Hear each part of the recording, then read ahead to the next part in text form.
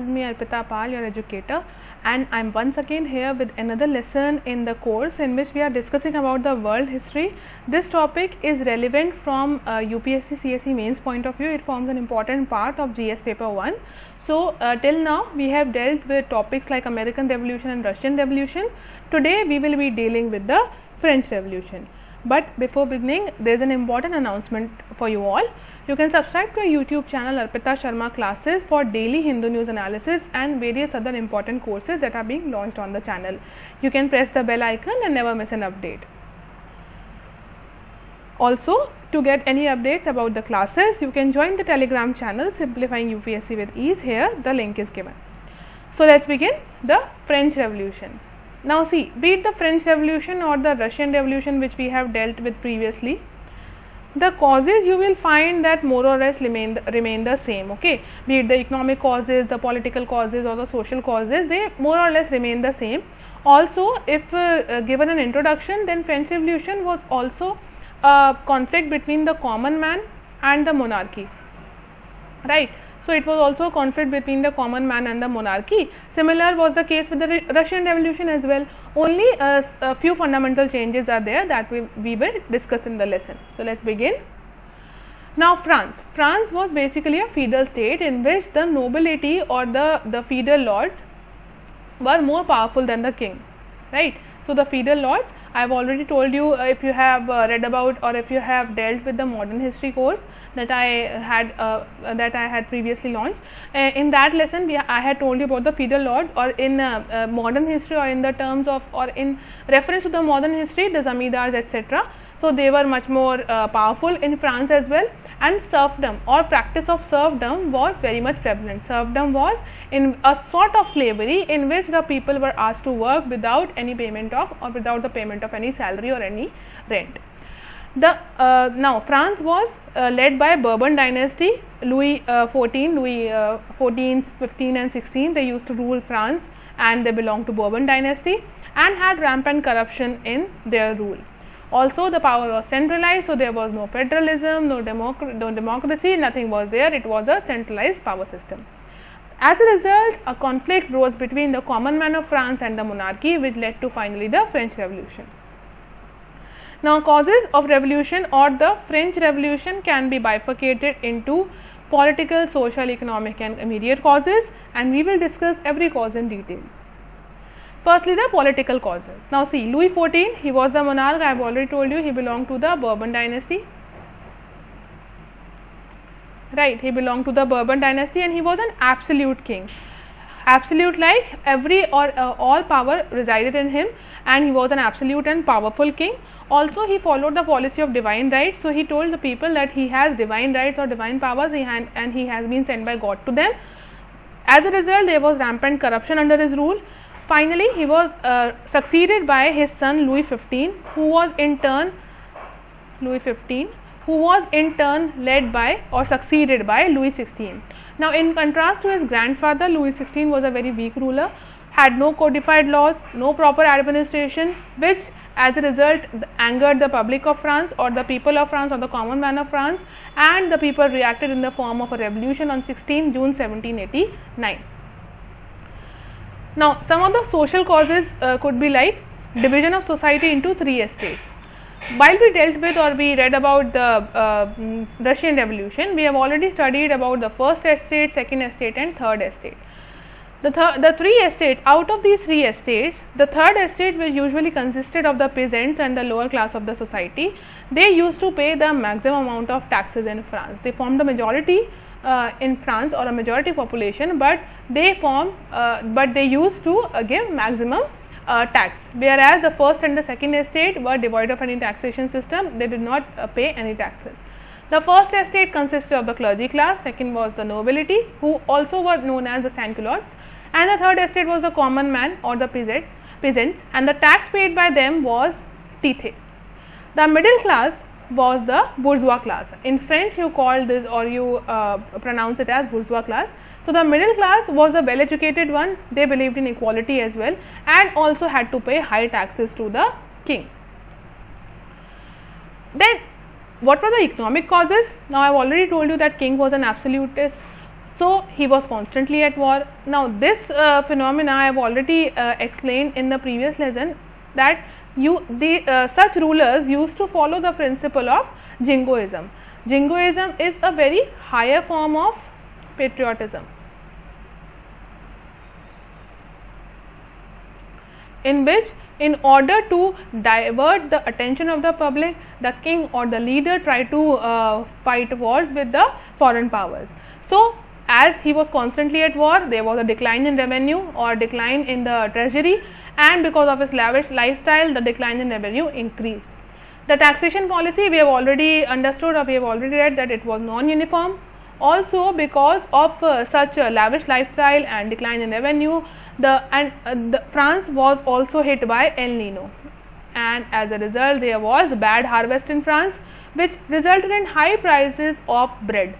Bread was the staple food of the people of France. Like in India we have wheat and rice, so it was the staple food of the people of France, and the prices of bread arose. Thus it led to bread riots as well. Now all these causes culminated into the immediate cause, such as the social inequality, financial crunch and political instability. All these resulted, or they culminated into the immediate cause which led to the French Revolution.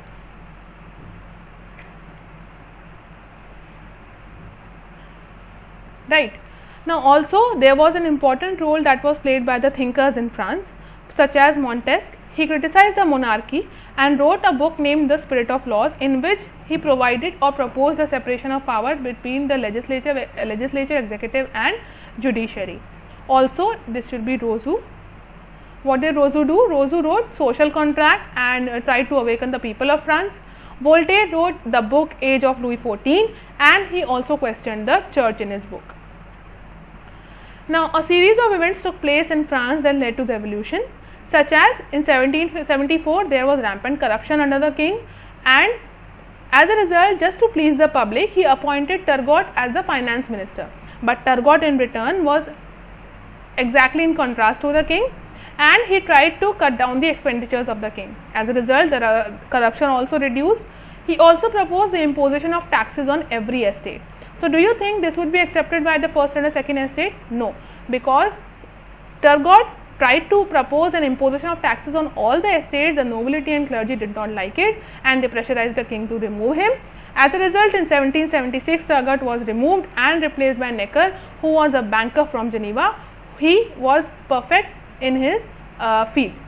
So what did Necker propose? He published a report that was made public to the he proposed a report that was made public to the people of France. As a result, he published the report, which consisted of the annual income of the state and was made public to the people of France. He also suggested that nobles should be taxes, because if we want to come out of such a bankruptcy, or France was on the verge of bankruptcy, so in order to revive France from such economic crisis, he also suggested taxing the nobles, but this was not accepted by the clergy and the nobility. So he was also removed and replaced by Calonne in 1781. Now when Calonne came, there was an empty treasury. France was on the verge of bankruptcy. What did he suggest? Calonne suggested that a council with members from both the clergy and the nobility class should be there, and first and second estates should be taxed. Now this was also not liked by this council, so Calonne was also dismissed. Finally in 1787, Brienne was made the new finance minister and replaced Calonne. He also proposed a new set of taxes, but this was also rejected by the council. But for a change, this time the king sent these proposals to the parliament, that was the French assembly, just to please the people, to show them that I am trying to bring some of the political reforms. So the French assembly, or the Estates Generals, that was a hereditary body of France and was dominated by nobles. It was the parliament of France. It was controlled by Louis XIV during his rule, but was abolished by Louis XV, and finally was reinstated by Louis XVI during his rule. But in this assembly, a unilateral decision could not be taken by the king, because I have already told you it was dominated by the nobles. Hence the king could not take any unilateral decision. He had to consult nobles, it was his duty. The last meeting of this Estates Generals took place in 1619, and after that no meeting could be held. Why? Because if any meeting or any session is held, it could weaken the position of monarch in the eyes of the public. So finally a meeting was held on 5th May 1789, and in this session of Estates General, now see, previously every estate in the French assembly had only one vote. Like if there is a first estate, they will have one vote, the second estate will have one vote, whereas the third estate will also have one vote. There was no right to vote to every citizen of France. So what did the third estate demand this time? The third estate, that was led by their leader Abbessius. Abbessius basically kept the proposals of the third estate in front of the assembly, and they demanded joint sitting of all the estates or all the houses. Also they demanded that there should be universal adult franchise, and one person should have one vote. The universal adult franchise was demanded by third estate, but the demands were not accepted by the council or the first and the second estate, and the foolish thing was done by the king, that he locked the assembly building.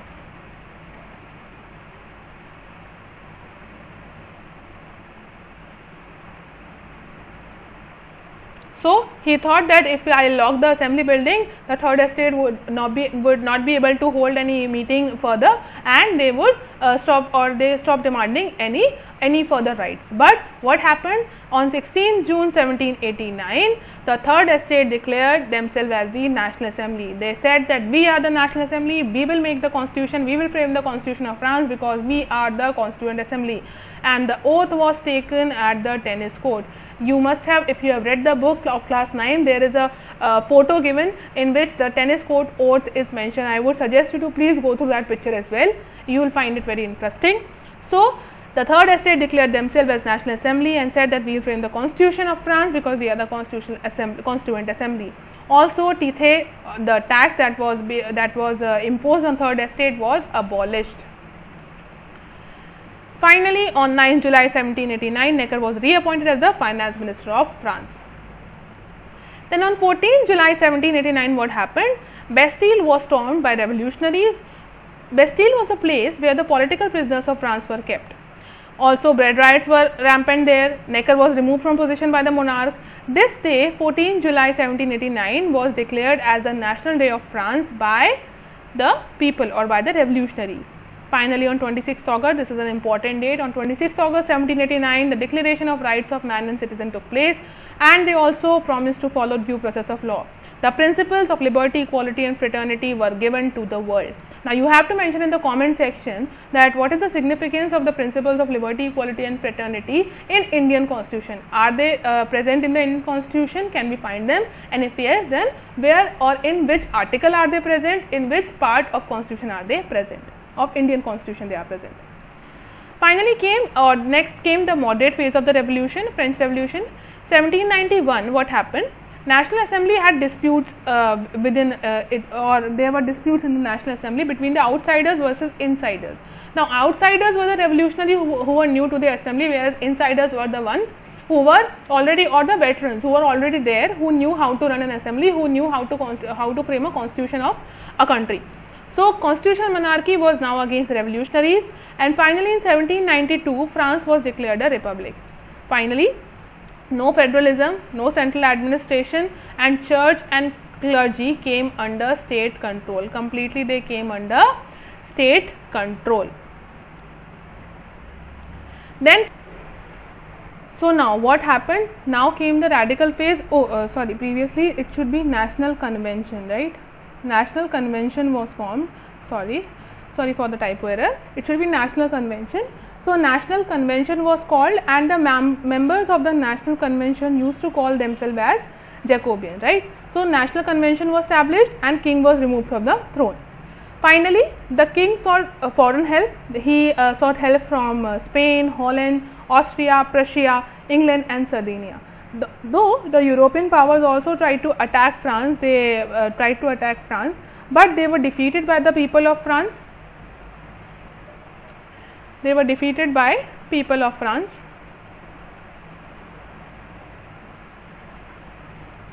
And Louis XVI was guillotined. Now, guillotine is basically a machine. I will explain you, like it is like this. This sort of machine is there, and here the head of the person that is to be guillotined is kept in between here. You must have seen in some Hollywood movies as well that here the head of the person who is to be killed is kept, and then a knife is present here, and the head is then cut down. This is known as the guillotine. Right. So Louis XVI was guillotined, and Jacobians came to power after defeating the European powers. Finally, the reign of terror was the period between 1793 to 94. The National Convention constituted a committee on public safety that was led by Maximilien Robespierre, who was a despotic ruler. Over 3 lakh people who opposed Maximilien Robespierre were killed and were arrested, and around 17,000 were killed. In 1795, what happened? Robespierre himself was also guillotined, and a directory which consists of 5 directors, they started to rule France. Under the directory as well, there was corrupt and chaotic rule, and they were also supported by bourgeois. Now, why they were supported by bourgeois? Because they because the people of France thought that at least we have somebody who is trying to change France, so they supported the directory.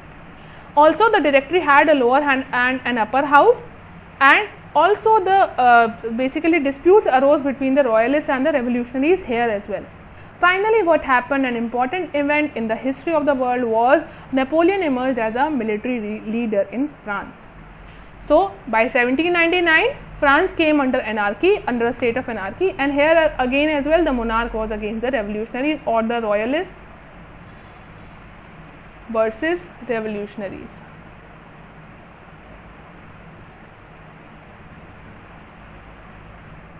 Foreign invasion also took place, royalists were suppressed, and Napoleon returned from Egypt. Finally, coup d'etat was conducted and directory was removed from power. Napoleon is also known as the child of revolution because now Napoleon came to power in France by removal of or by removing the directory. Now, how was Napoleon as a ruler? What did he do or what did he change in France? Finally, the French state became stable as per or under the rule of Napoleon. It became an egalitarian state where there were equal rights to the people. The administration was still centralized, but here difference was that the appointments in the central administration were based on merit. State controlled education so that the people are taught about the glories of France. Judiciary, Napoleonic Code was framed in 1804, which had various trade barriers and other etc. Also, rule of law was established in France. As per the economic changes, a Bank of France was established by Napoleon and free trade was promoted. Napoleonic Code also tried to promote free trade. France was now at the beginning of industrialization as well. Now, industrialization was had already taken place in England and other countries. Now, France also tried to industrialize itself. A uniform taxation policy was made, and people were asked or were free to follow any religion. So, France became a secular state. Catholicism was also recognized by Napoleon as a religion, and clergy was asked to return to Pope, or clergy was given back to Pope. So, they were given a small area and they were asked to rule there itself. Then, as per the infrastructural changes, development of roads and bridges took place, and all.